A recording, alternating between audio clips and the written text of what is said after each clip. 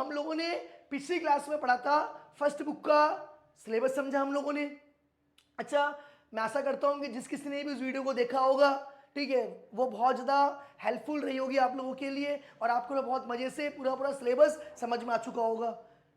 ठीक है, तो कई बच्चों को मैंने बताया था पहले भी, सिलेबस के बारे में ज्ञान नहीं होता है कि भाई सिलेबस क्या है हमारा, कौन सा टॉपिक नया ऐड हुआ है, कौन सा नहीं हुआ है। तो हम लोगों ने इस मतलब ये सोचा हमारी पूरी टीम ने कि हमने सबसे पहले जब नया सेशन शुरू होगा, सबसे पहले हम लोग बच्चों को सिलेबस प्रोवाइड करेंगे।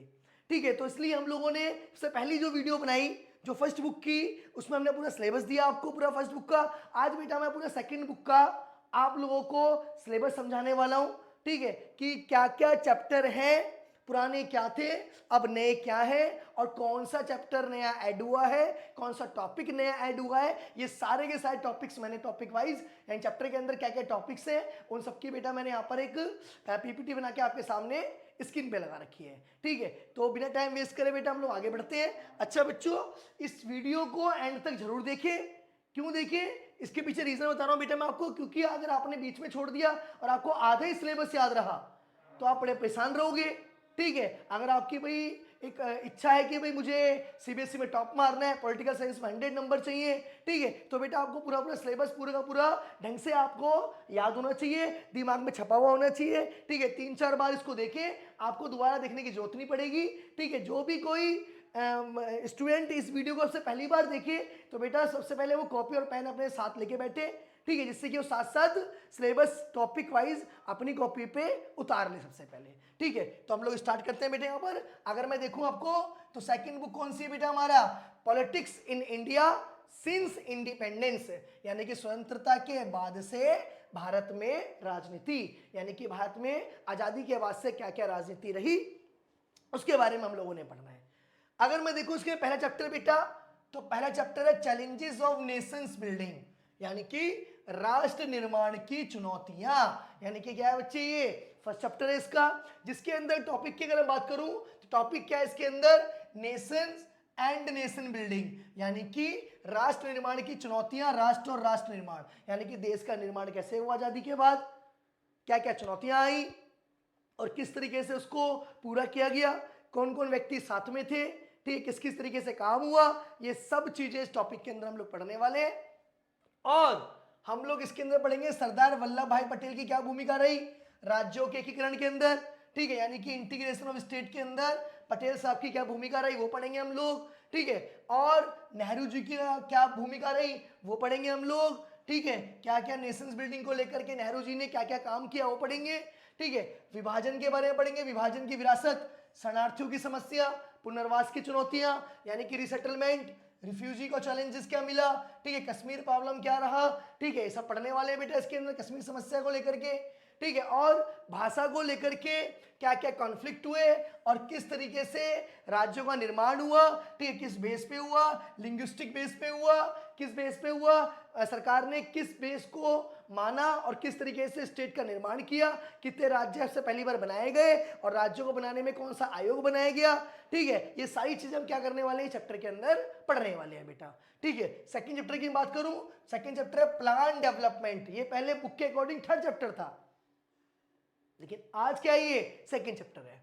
ठीक है, तो नियोजित विकास हिंदी में। ठीक है, ध्यान दो भाई, इसमें अगर मैं देखूं इसके अंदर टॉपिक वाइज तो टॉपिक्स क्या है इसके अंदर भाई, पहला टॉपिक है changing nature of Indians economy, यानी कि भारत में आर्थिक विकास किस तरीके से हुआ, हमने सबसे पहले आजाद होते ही इकोनॉमिक डेवलपमेंट के लिए किस कदम को उठाया, पंचवर्षीय योजना को लेके आए, योजना आयोग को लेके आए, प्लानिंग कमीशन बनाया। ठीक है, किस तरीके से उसको भैया हम लोग यानी कि प्लानिंग कमीशन किस तरीके से नीति आयोग तक परिवर्तन, नीति आयोग है ना अस्तु, ठीक है, कैसे प्लानिंग कमीशन नीति आयोग में परिवर्तित हुआ, कैसे कैसे क्या क्या वो सब चीज हम इस चैप्टर के अंदर पढ़ेंगे। ठीक है, योजना आयोग, पंचवर्षीय योजनाएं, प्रकृतियां उसकी, राष्ट्रीय विकास परिषद और नीति आयोग, यानी कि हमें शुरुआत से लेकर एंड तक चैप्टर के अंदर पढ़ना है कि भाई हम लोगों ने जब प्लानिंग कमीशन को बनाया तो 5 ईयर प्लान्स लेकर के आए।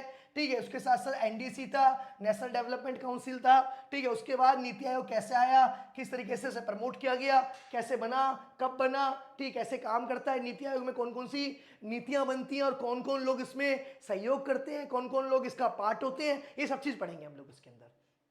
नेक्स्ट है मेरे बच्चे इंडिया फॉरेन पॉलिसी, यानी कि भारत की विदेश नीति। ठीक है, इसके अंदर बेटा हम लोग ये बुक के अकॉर्डिंग पहले 4th चैप्टर था, लेकिन आज आप देख रहे हो 3rd चैप्टर के अंदर आएगा ये। इसमें हमें पढ़ना है विदेश नीति के सिद्धांत, अन्य राष्ट्रों के साथ भारत के बदलते संबंध। ठीक है, यानी कि प्रिंसिपल और फॉरेन पॉलिसी, विदेश नीति के क्या सिद्धांत थे हमारे। ठीक है, इंडिया के कैसे संबंध बदलते चले गए, किसके साथ, यूएस के साथ, रशिया के साथ, चाइना के साथ, इसराइल के साथ, यानी कि रूस, चीन, इसराइल के साथ और अमेरिका के साथ भारत की विदेश नीति किस प्रकार से रही, कैसे बदलती रही। ठीक है, और अपने पड़ोसी देशों के साथ भी भारत के संबंध कैसे रहे। ठीक है, इनके बारे में पढ़ेंगे बेटा हम लोग। ठीक है, जो नेबर्स हैं हमारे उनके साथ कैसे रहे, पाकिस्तान, बांग्लादेश, भूटान, नेपाल, श्रीलंका एंड म्यांमार, इनको लेकर पढ़ना भी हम लोगों ने कि हमारे कैसे इनके साथ फॉरेन पॉलिसियां रही, रिलेशंस कैसे रहे। और आफ्टर दैट इस चैप्टर के अंदर लास्ट में पढ़ना है इंडिया न्यूक्लियर प्रोग्राम, यानी कि भारत का परमाणु कार्यक्रम, कि भारत ने परमाणु को कैसे बनाया, न्यूक्लियर को कैसे बनाया हमने, से पहली बार कौन था बनाने वाला, कब बनाया, कौन सन में बनाया। ठीक, कैसे परमाणु की सीरीज चालू हुई हमारे देश के अंदर, ये सब इसके अंदर पढ़ने वाले हम लोग। नेक्स्ट चैप्टर है इसमें भारत में दल और दलीय व्यवस्था, यानी कि parties and party system in India. ठीक है, जिसमें हम पढ़ने वाले हैं 3 चीजों के बारे में। पहली चीज क्या पढ़ने वाले हैं कि वन पार्टी डोमिनेंस क्या होता है, यानी कि एक दलीय व्यवस्था क्या होती है, एक दलीय प्रभुत्व क्या होता है, एक पार्टी का वर्चस्व क्या होता है। ठीक है, द्विदलीय प्रणाली यानी कि बाय पार्टी सिस्टम्स, 2 पार्टियों का वर्चस्व कैसे होता है। तीसरा में पढ़ रहे हैं बहुदलीय गठबंधन प्रणाली, यानी कि मल्टी पार्टी कोएलिशन सिस्टम, कि भैया बहुत सारी पार्टी की। इस चैप्टर में हमें सिंपल सा पढ़ना है पार्टी सिस्टम के बारे में कि एक पार्टी का वर्चस्व क्या होता है, 2 पार्टी का क्या होता है, 3 पार्टी का, सॉरी बहुत सारी पार्टियों का क्या होता है। इसमें हमें लिंक कर रहे हैं कि भैया कि चैप्टर जो है कि जो हमारी पॉलिटिकल पार्टी की जो हमारी पार्टीज है हमारे देश में, कांग्रेस पार्टी, बहुत सारी पार्टियां होती, उन पार्टियों का वर्चस्व कैसे रहा, वो पार्टियां कब कब क्या क्या चीजें बना रही थी, कैसे कैसे वो काम कर रही थी, वो सब चीज पढ़नी है हम लोग ने। ठीक है, चैप्टर के अंदर पूरा यानी कि हमें पूरा इलेक्शन सिस्टम पढ़ना होगा, समझ लो। ठीक है, नेक्स्ट चैप्टर है हमारा लोकतांत्रिक पुनरुत्थान, यानी कि डेमोक्रेटिक रिसर्जेंस। इसमें सबसे इंपॉर्टेंट चीज समझ लो क्या पढ़ना है हम लोगों ने। इसमें सबसे इंपॉर्टेंट चीजें हमें पढ़ना है कि हमारे देश में इमरजेंसी कैसे लगी, और इमरजेंसी को बचाने के लिए और इमरजेंसी को लगाने के लिए किस किस की भूमिका रही, किस किस नेता ने क्या क्या काम किया, वो सब हम इस चैप्टर के अंदर पढ़ने वाले हैं। ठीक है, मैंने बताया इससे पहले वाला चैप्टर जो था पार्टी एंड पार्टी सिस्टम, उसमें हम इलेक्शन सिस्टम पढ़ेंगे कि भाई पहला चुनाव, दूसरा चुनाव, तीसरा, 3rd इलेक्शन, 4th, 5th कैसे कैसे हुआ, कौन कौन बना, कैसे कैसे नेता चेंज हुए, कौन कौन नेता बने, क्या क्या हमारे सामने चुनौतियां आई, चैलेंजेस आए।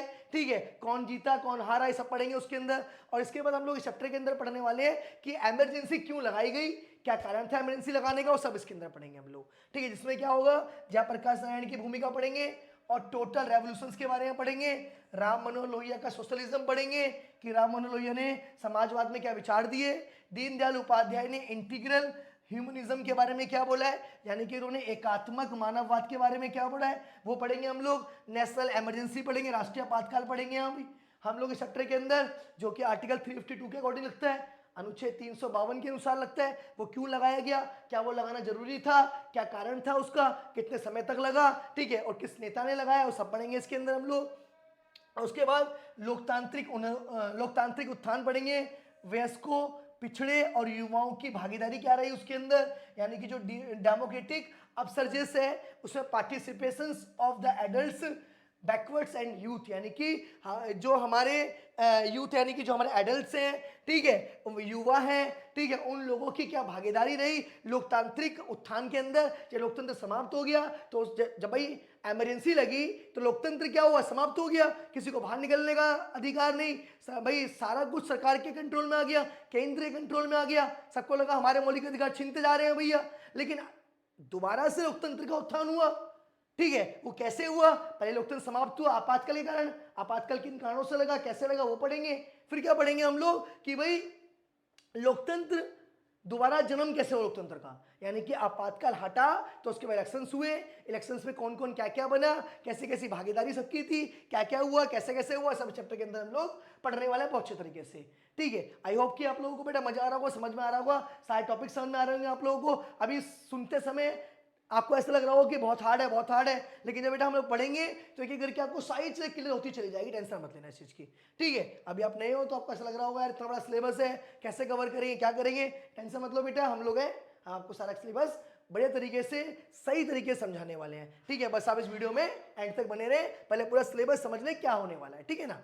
नेक्स्ट है मेरा चैप्टर 6 है रीजनल एस्पिरेशंस, यानी कि क्षेत्रीय आकांक्षाएं, ठीक है। और रीजनल एस्पिरेशंस जो है मेरे बच्चे, क्षेत्रीय आकांक्षाएं जो है पहले चैप्टर नंबर 8 हुआ करता था, लेकिन आज वो 6 है, ठीक है। इसमें सबसे पहले पढ़ेंगे राइज ऑफ रीजनल पार्टीज, क्षेत्रीय पार्टियां कैसे बनी भैया और क्यों जरूरी थी, क्यों बनाई गई रीजनल पार्टियां, ठीक है ना।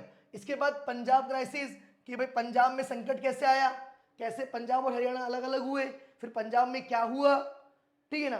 भाई ऑपरेशन ब्लू स्टार क्यों चलाया गया, ऑपरेशन ब्लू स्टार चलाने के बाद पंजाब में क्या संकट आया, 84 के दंगे हुए, वो क्यों हुए, कैसे हुए, वो सब इसके अंदर पढ़ने वाले हैं, ठीक है। नेक्स्ट पढ़ेंगे इसमें द कश्मीर इशू, यानी कश्मीर विवाद, कश्मीर के बारे में पढ़ेंगे पूरा पूरा कि भैया 1948 से लेकर के आज तक कश्मीर में कौन कौन से मुद्दे हुए और कैसे कश्मीर चल रहा है, ठीक है, यानी कौन कौन उसको सत्ता का भागीदारी है। फिर इसके बाद पढ़ेंगे हम लोग बेटा मूवमेंट्स फॉर ऑटोनॉमी, यानी कि स्वायत्तता के लिए आंदोलन, कि भाई कुछ लोग अपने लिए अलग होने की डिमांड करते हैं, जैसे कि नॉर्थ ईस्ट के राज्य थे, ठीक है, कैसे हम लोगों ने जो नॉर्थ ईस्ट के राज्य जो पूर्वोत्तर के राज्य जिन्हें हम 7 बहनें बोलते हैं, ठीक है, 7 सिस्टर्स हैं, उन 7 राज्यों के बारे में एक एक करके मैं पढ़ाऊंगा, कैसे कैसे बने, कैसे कैसे क्या क्या हुआ, वो सब इसके अंदर पढ़ेंगे हम लोग, ठीक है। वो डिमांड क्यों कर रहे थे अपने लिए अलग होने की और उसको कैसे पूरा किया गया सरकार के द्वारा, वो सब पढ़ेंगे। नेक्स्ट है Indian politics recent trends and development, chapter number 7 है, जो पहले बुक के अकॉर्डिंग चैप्टर नंबर 9 हुआ करता था, आज वो बुक का लास्ट चैप्टर है, 7वां चैप्टर, जो पहले कभी 9वां हुआ करता था, 9th हुआ करता था। भारतीय राजनीति, हाल के रुझान और विकास, ठीक है, कैसे उनमें क्या क्या अपडेट्स है, रिसेंटली क्या अपडेट्स हुए पॉलिटिक्स के अंदर, कौन कौन से क्या क्या हुआ, ठीक है, सब पढ़ेंगे, सब पहला टॉपिक पढ़ेंगे।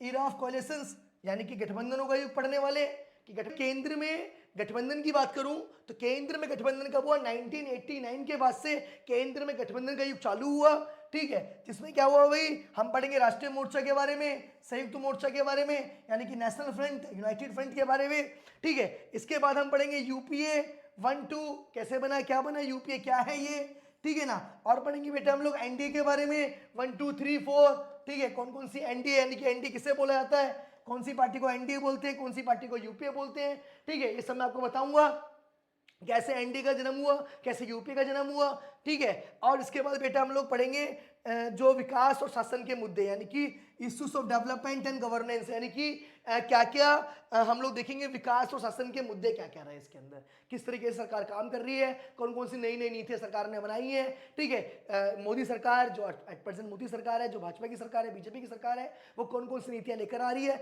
और किस तरीके से उसमें क्या क्या काम हो रहा है, वो सारी चीजें हम लोग क्या करने वाले हैं इस चैप्टर के अंदर पढ़ने वाले हैं। तो फाइनली हमारा सिलेबस का जो टॉपिक, यानी सिलेबस समझाने का जो एक वीडियो था वो हमारा कंप्लीट होता है आज, ठीक है। फर्स्ट बुक वाली हम पहले कर चुके हैं और सेकंड बुक की मेरे बच्चे आज कर चुके हैं हम लोग, यानी कि हमें कुल मिला के समझ में आ गया, फर्स्ट बुक में 7 चैप्टर आ रहे हैं और सेकंड बुक में भी 7 चैप्टर्स आ रहे हैं, ठीक है। टोटल कितने आ रहे हैं, 14 चैप्टर्स आ रहे हैं हमारे, 14 चैप्टर्स आ रहे हैं हमारे, ठीक है। क्या कौन टॉपिक आएंगे उसके अंदर सारा कुछ मैंने आपको बता दिया बेटा, ठीक है। नेक्स्ट क्लास से बेटा हम लोग फर्स्ट बुक का जो फर्स्ट टॉपिक है उससे हम लोग क्लास को चालू करेंगे, तब तक के लिए ओके बाय, जय हिंद।